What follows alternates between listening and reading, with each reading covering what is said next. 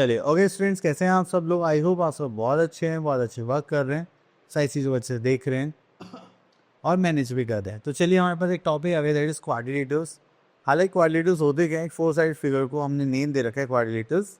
तो चलिए, तो यहाँ पर देखते हैं क्वाड्रिलेटर्स में, तो जितनी भी हमारे पास फोर साइड फिगर्स होंगी वो क्वाड्रिलेटर्स में आते हैं। A quadrilateral has four sides. इसमें हमारे पास साइड्स हो जाएंगी just like A B, B C, then C D and D A.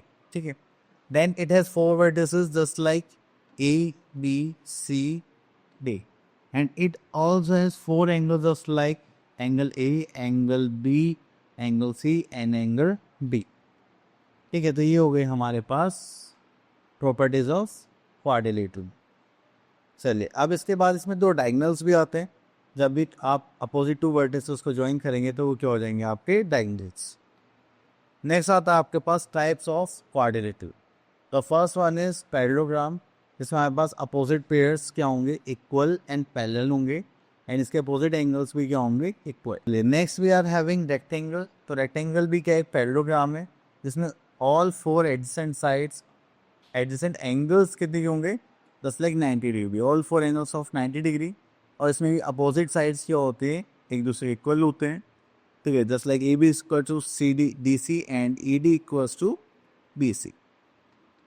Next we are having square. Square क्या है, रेक्टेंगल जिसकी सारी साइड्स इक्वल होती है, एंड इसके जो सारे कॉर्नर एंगल्स है वो भी कितनी होंगे, 90 डिग्री के, because it is also a rectangle form.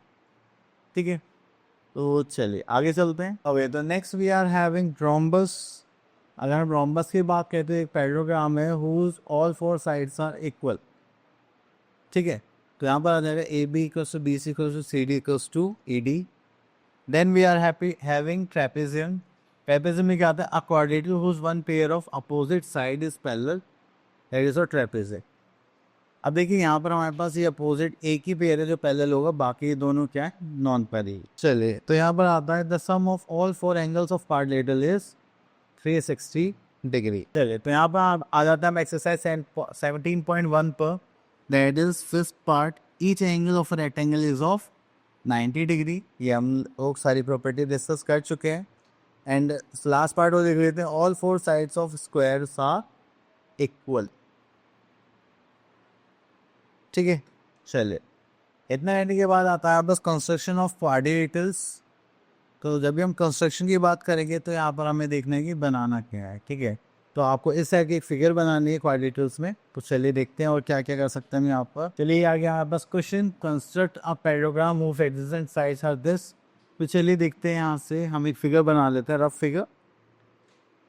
ठीक है, तो यहाँ पर हमने एक पैरेललोग्राम बना लिया जस्ट लाइक दिस। तो यहाँ पर नाम लिख दिया ए बी सी डी। आप जब भी कुछ बनाएं तो फिगर्स बना लें। तो यहाँ पर हम उसको ले लेते हैं 8 सेंटीमीटर, दिस इज 9 सेंटीमीटर, एक डायगोनल आ गया हमारे पास 5 सेंटीमीटर। ठीक है, आप इस पैसे भी कर सकते हैं, just like this is 8 centimetre and this is 9 centimetre. तो ये देखिए, पैरेललोग्राम के अपोजिट साइड्स क्या होते हैं, इक्वल होते हैं, तो आप उसमें कुछ ऐसा नहीं कर सकते। ठीक है, चलिए, तो अब इसके लिए सबसे पहले हम स्केल लेंगे जस्ट लाइक रूलर, और इसमें यहाँ पे एक ड्रॉ करेंगे हम 8 सेंटीमीटर। तो ये हो गया हमारे पास D C, that is 8 centimetre. Then उसके बाद अब देखिए आपके पास एक डायगोनल है बी डी, तो और यहाँ पे ये लाइन आपको दिखा रही है, यहाँ पे इंटरसेक्ट हो सकते हैं। तो चलिए, तो यहाँ से हम पहले कंपास लेते हैं। तो कंपास लेंगे एंड इसको ओपन करते हैं 5 सेंटीमीटर।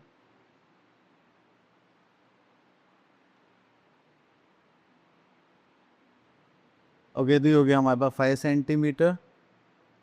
अब इसमें क्या करते हैं, यहाँ पर ऐसे कट लगाते हैं। ठीक है, चलिए हमने कट तो लगा लिया है।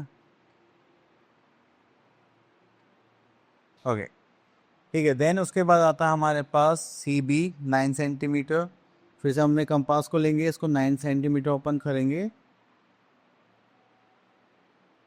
ओके, तो इसको यहाँ पर रखिए, इस पॉइंट पर तो थोड़ा रोटेट करते हैं जस्ट लाइक दिस, एंड इसको यहाँ से आप लगा लेते हैं। ठीक है, चलिए, इतना करने के बाद फिर से हम इनको ज्वाइन करेंगे, जैसे एक पॉइंट यहाँ से यहाँ तक। ठीक है, और एक पॉइंट यहाँ से, तो ये हो गया हमारे पास 5 सेंटीमीटर।